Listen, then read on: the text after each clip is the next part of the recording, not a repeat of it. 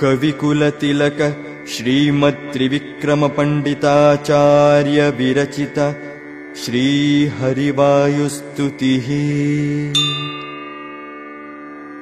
ॐ श्रीमद्विष्णुघ्निष्ठातिगुणगुरुतम श्रीमदानन्दतीर्थत्रैलोक्याचार्य पादोज्ज्वल जलजल सत्पांसवोऽस्मान् पुनन्तु। वाचां यत्र प्रणेत्री त्रिभुवनमहिता शारदा शारदेन्दुज्योत्स्ना भद्रस्मितश्रीधवलितककुभा प्रेमभारं बभार। उत्कण्ठाकुण्ठकोलाहलजवविदिता जस्रसेवानुवृद्धप्राज्ञात्मा ज्ञानधूतान्धतमस सुमनो मौलिरत्नावलीनाम् भक्त्युद्रेकावगाढप्रघटनसधटात्कार सङ्घृष्यमाणप्रान्तप्राघ्र्याङ्घ्रिपीठोत्थित कनकरजः पिञ्जरारञ्जिताशाः।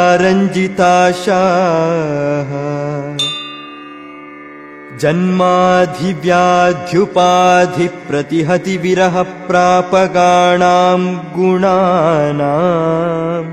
अग्र्याणामर्पकाणां चिरमुदितचिदानन्दसन्दोहदानाम् एतेषामेष दोषप्रमुषितमनसां द्वेषिणां दूषकाणां दैत्यानामार्तिमन्धे तमसि विदधतां संस्तवेनास्मि शक्तः। अस्याविष्कर्तुकामं कलिमलकलुषेऽस्मिन् जने ज्ञानमार्गं वन्द्यं चन्द्रेन्द्ररुद्रद्युमणिफणिवयो नायकाद्वैरिहाद्य मध्वाख्यं मन्त्रसिद्धम् किमुत कृतवतो मारुतस्यावतारम् पातारं पारमेष्ट्यं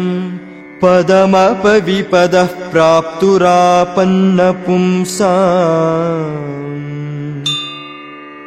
उद्यद्विद्युत्प्रचण्डां निजरुचिनिकरव्याप्तलोकावकाशो बिभ्रद्भीमो भुजे योऽभ्युदितदिनकराभाङ्गदाढ्यप्रकाण्डे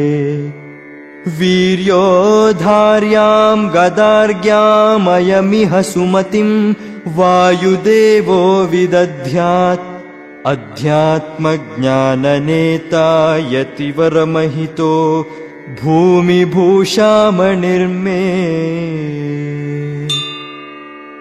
संसारोत्तापनित्योपशमदसदयस्नेहः साम्बुपूरः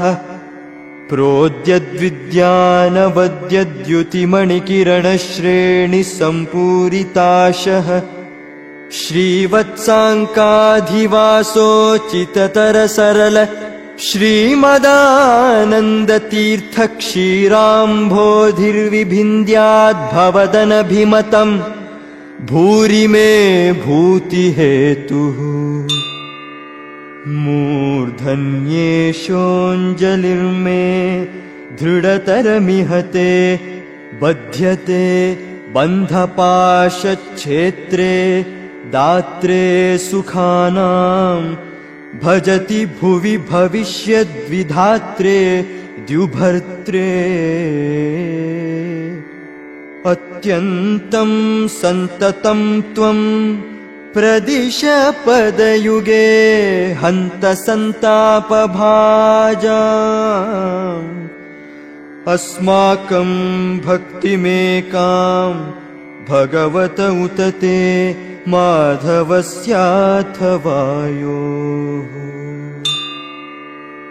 साभ्रोष्णाभिषु शुभ्रप्रभमभय नभो भूरि भूभृद्विभूति भ्राजिष्णुर्भूरुभूणां भवनमपि विभो भेदि भव्रे बभूवे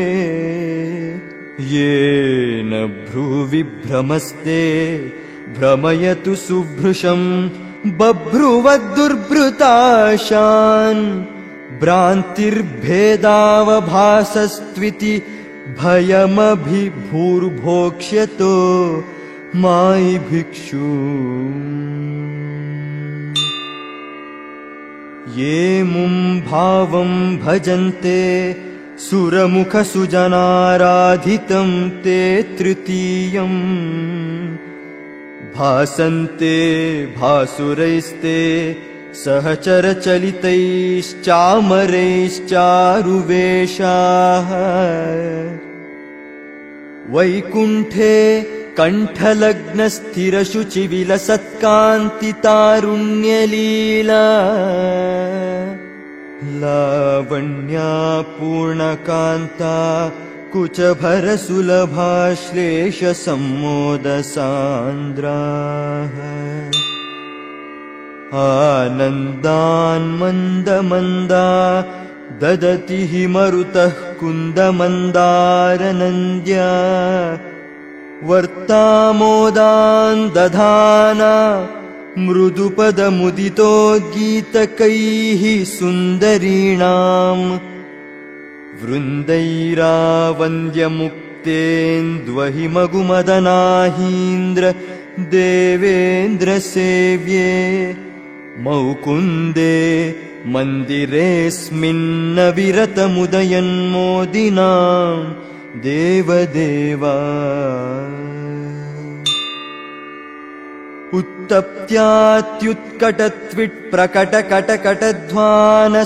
उत्तप्त्यात्युत्कटत्विट्प्रकटकटकटध्वानसङ्घट्टनोद्यद् विद्युद्व्यूढस्फुलिङ्गप्रकरविकिरणोत्क्वाथिते बाधिताङ्गान् उद्गाढं पात्यमाना तमसि तत इतः किङ्करैः पङ्किलेते पङ्क्तिर्गावणां गरिम्णां ग्लपयति हि भवद्वेषिणो विद्वदाद्या अस्मिन्नस्मद्गुरूणां हरिचरणचिरध्यानसन्मङ्गलानां युष्माकं पार्श्वभूमिं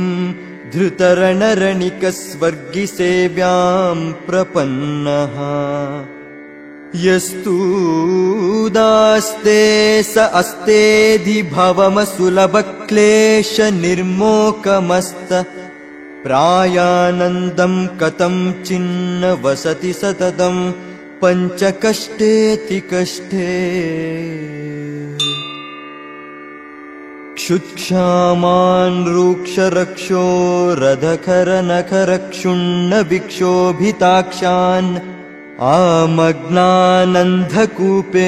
क्षुरमुखमुखरैः पक्षिभिर्विक्षताङ्गान् पूयासृन्मूत्रविष्ठाकृमिकुलकलिले तत्क्षणक्षिप्तशक्त्याः अस्त्रव्रातार्दितां स्त्वद्विष उपजिहते वज्रकल्पाजलूकाः मातर्मे मातरिष्वन् पितरतुलगुरो भ्रातरिष्टाप्तबन्धो स्वामिन् सर्वान्तरात्मन्न जरजरयितर्जन्म मृत्यामयानाम् गोविन्दे देहि भक्तिं भवति च भगवन्नूर्जितां निर्निमित्तां निर्व्याजां निश्चलां सद्गुणगणबृहतीं शाश्वतीमाशुदेव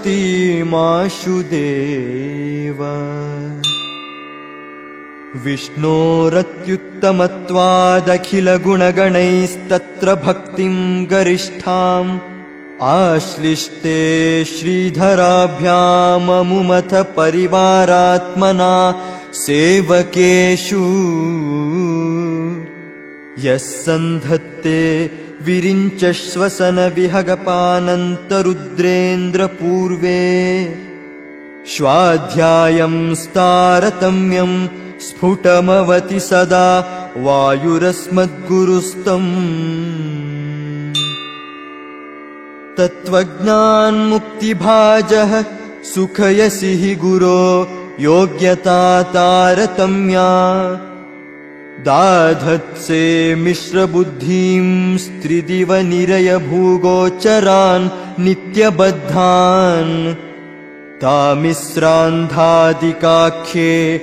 तमसि सुबहुलं दुःखयस्यन्यथाज्ञान् विष्णोराज्ञाभिरित्थं श्रुतिशतमितिहासादि चाकर्णयामः वन्देऽहं तं हनुमानिति महितमहापौरुषो बाहुशाली ख्यातस्तेऽग्र्योऽवतारः सहित इह बहुब्रह्मचर्यादि धर्मैः सस्नेहानां सहस्वानहरहरहितं निर्दहन् देहभाजाम् अंहो मोहापहो यस्पृहयति महतीं भक्तिमद्यापि रामे प्राक्पञ्चाशत्सहस्रैर्व्यवहितममितं योजनैः पर्वतं त्वं यावत् सञ्जीवनाद्यौषधनिधिमधिकप्राणलङ्कामनैषी अद्राक्षीदुत्पतन्तं तत उत गिरिमुत्पाटयन्तं गृहीत्वा यान्तं खेराघवाङ्घ्रौ प्रणतमपि तदैकक्षणे त्वां हि लोकः क्षिप्तः पश्चात् सलीलं शतमतुलमते योजनानां स उच्चस्तावद्विस्तारवांश्चाप्युपललव इव व्यग्रबुद्ध्या त्वयातः स्वस्वस्थानस्थितातिस्थिरशकलशिलाजाल संश्लेषनष्टच्छेदाङ्कः प्रागिवाभूत् कपिवरवपुषस्ते नमः कौशलाय दृष्ट्वा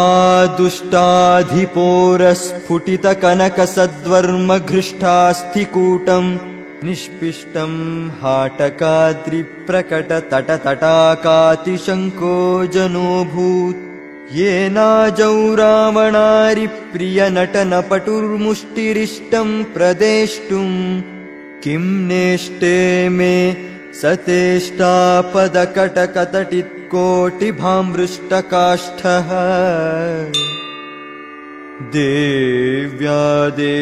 देव्यादेशप्रणीतिद्रुहिण हरवरावध्यरक्षो विघाता द्यासेव्योऽद्यद्दयार्द्रः सह भुजमकरोद्रामनामा मुकुन्दः दुष्प्रापे पारमेष्ट्ये करतलमतुलं मूर्ध्नि विन्यस्य धन्यं तन्वन् भूयः प्रभूत प्रणय विकसिताब्जे क्षणस्त्वेक्षमाणः जघ्ने निघ्नेन विघ्नो बहुलबलबकध्वंसनाद्येन शोचद् विप्रानुक्रोशपाशैरसुविधृतिसुखस्यैकचक्राजनानाम् तस्मै ते देव कुर्मः कुरुकुलपतये कर्मणा च प्रणामान् किर्मीरं दुर्मतीनां प्रथममथ च यो नर्मणा निर्ममाथ निर्मृद्नन्नत्ययत्नं विजरवरजरासन्धकायास्थिसन्धीन् युद्धे त्वं स्वध्वरे वा पशुमिव दमयन् विष्णुपक्षद्विडीशम् यावत् प्रत्यक्षभूतं निखिलमखभुजं तर्पयामासिथासौ तावत्यायोजितृप्त्या किमु वद भगवन् राजसूयाश्वमेधे श्वेलाक्षीणाट्टहासं तव रणमरिहन्नुद्गदोद्दामबाहोः बह्वक्षौहिण्यनीक क्षपणसुनिपुणं यस्य सर्वोत्तमस्य शुश्रूषार्थं चकर्थस्वयमयमिह संवक्तुमानन्दतीर्थश्रीमन्नामन् समर्थस्त्वमपि हि युवयोः पादपद्मं प्रपद्ये दृह्यन्तीं हृद्रुहं मां द्रुतमनिलबलाद्रावयन्तीमविद्या निद्रां विद्राव्य सद्यो रचनपटुमतापाद्य विद्यासमुद्र वाग्देवी सा सुविद्या द्रविणदविदिता द्रौपदी रुद्रपत्न्याद्युद्रिक्ताद्राघभद्राद्रहयतु दयिता पूर्वभीमाग्नयात्ते याभ्यां शुश्रूषुरासीः कुरुकुलजनने क्षत्रविप्रोदिताभ्यां ब्रह्मभ्यां बृंहिताभ्यां चितिसुखवपुषा कृष्णनामास्पदाभ्यां निर्भेदाभ्यां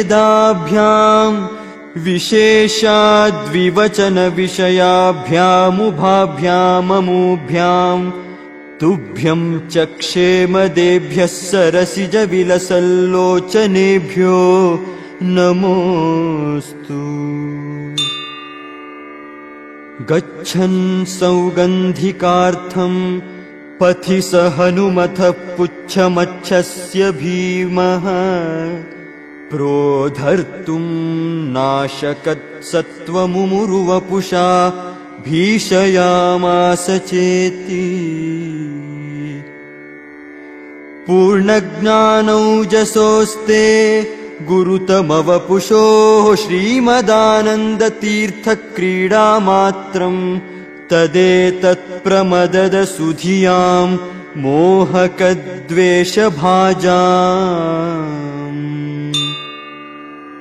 बह्वीः कोटिरटीकः कुटिलकटुमतीनुत्कटाटोपकोपान्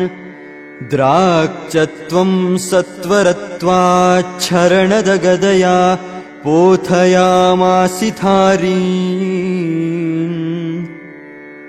उन्मथ्या तथ्यमिथ्यात्ववचनवचनानुत्पथस्थां स्थतान्यान् प्रायच्छस्व प्रियायै प्रियतमकुसुमं प्राणतस्मै नमस्ते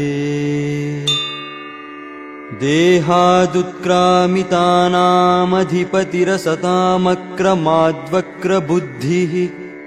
क्रुद्धः क्रोधैकवश्यः कृमिरिव मणिमान् दुष्कृती निष्क्रियार्थम् चक्रे भूचक्रमेत्यक्रकचमिव सतां चेतसः कष्टशास्त्रम् दुस्तर्कं चक्रपाणेर्गुणगणविरहं जीवतां चाधिकृत्य तद्दुष्प्रेक्षानुसारात् कतिपयकुनरैरादृतोऽन्यैर्विसृष्टो ब्रह्माहं निर्गुणोऽहं वितथमिदमिति ह्येष पाषण्डवादः तद्युक्त्या भासजालप्रसरविशतरुद्दाह दक्षप्रमाण ज्वालामालाधरोऽग्निः पवन विजयते देवतारस्तृतीयः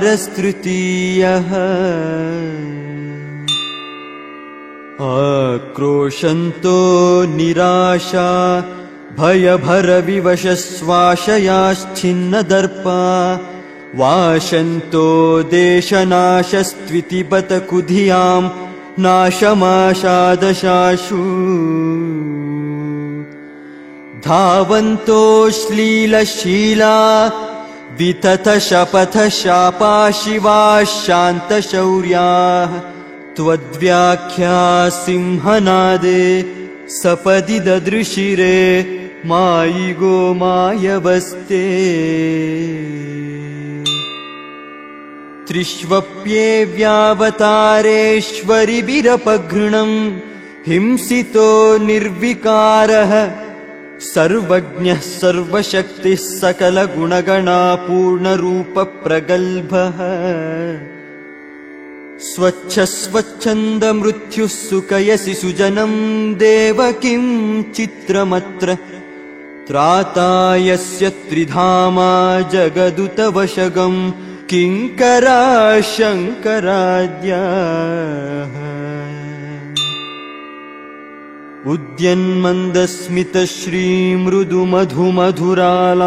उद्यन्मन्दस्मितश्रीमृदुमधुमधुरालापपीयूषधारा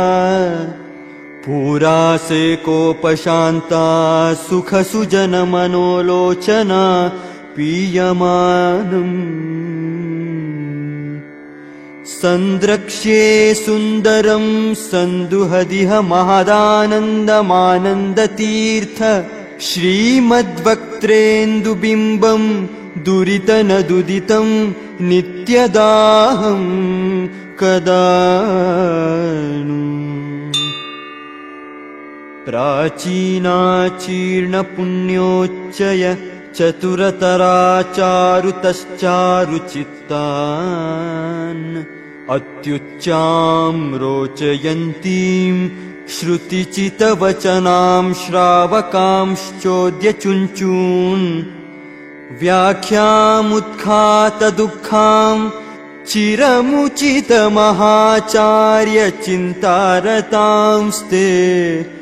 चित्रां सच्छास्त्रकर्तश्चरणपरिचरान् श्रावयास्मांश्च किञ्चित्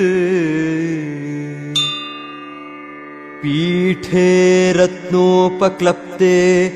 रुचिररुचिमणिज्योतिषा सन्निषण्णम् ब्रह्माणं भाविनं त्वां ज्वलति निजपदे वैदिकाद्या हि विद्याः सेवन्ते मूर्तिमत्यः सुचरितचरितं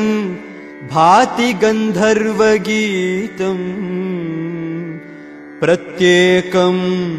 देवसंसत्स्वपि तव भगवन्नर्तितद्यो वधूषु सानुक्रोशैरजस्रम् जनिमृतिनिरयाद्यूर्मिमाला विलेऽस्मिन् संसाराब्धौ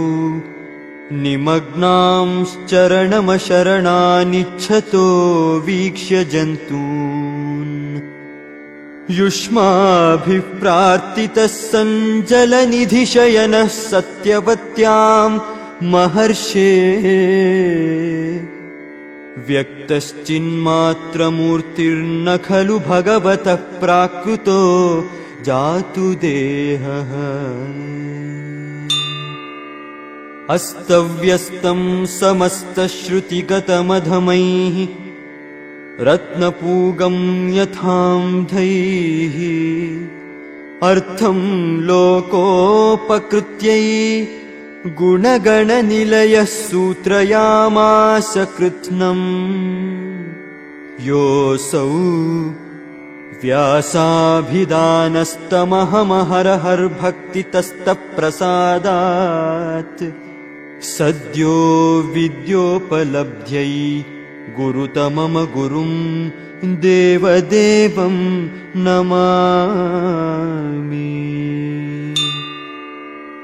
आज्ञामन्यैरधार्यां शिरसि परिसरद्रश्मिकोटिरकोटौ कृष्णस्याक्लिष्टकर्मा दधदनुसरणादर्थितो देवसङ्घैः भूमावागत्य भूमन्नसुरकरमकरोर्ब्रह्मसूत्रस्य भाष्यम् दुर्भाष्यं व्यस्य दस्योर्मणिमत उदितं वेदसद्युक्तिभिस्त्वम् भूत्वा क्षेत्रे विशुद्धे द्विजगणनिलये रूप्यपीठाभिधाने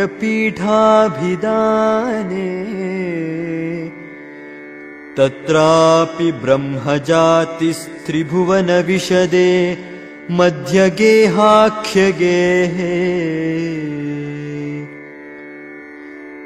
पारिव्राज्याधिराजः पुनरपि बदरीं प्राप्य कृष्णं च नत्वा कृत्वा भाष्याणि सम्यग् व्यतनुत च भवान् भारतार्थप्रकाशम् वन्दे तं त्वा सुपूर्णप्रमतिमनुदिना सेवितं देववृन्दैः वन्दे वन्दारुमीशे श्रिय उत नियतं श्रीमदानन्दतीर्थम् वन्दे मन्दाकिनी सत्सरिदमलजलासेकसाधिक्यसङ्गम् वन्देऽहं देवभक्त्या भवभयदहनं सज्जनान्मोदयन्तम् सुब्रह्मण्याख्यसूरेः सुत इति सुभृशम् केशवानन्दतीर्थ श्रीमत्पादाब्जभक्तः स्तुतिमकृत हरेर्वायुदेवस्य चास्य तत्पादार्चादरेण ग्रथितपदलसन्मालया त्वेतया ये सम्राध्यामू नमन्ति प्रततमतिगुणा मुक्तिमेते व्रजन्ति इति श्रीहरिवायुस्तुतिः सम्पूर्णम् श्रीकृष्णार्पणमस्तु। ॐ पान्त्वस्मान् पुरुहूतवैरिबलवन् मातङ्गमाद्यद्घटा कुम्भोच्चाद्रिविपाटनाधिकपटु प्रत्येकवज्रायिताः श्रीमत्कण्ठीरवास्य प्रदतसुनखरा दारितारातिदूरप्रध्वस्तध्वान्तशान्तप्रविततमनसा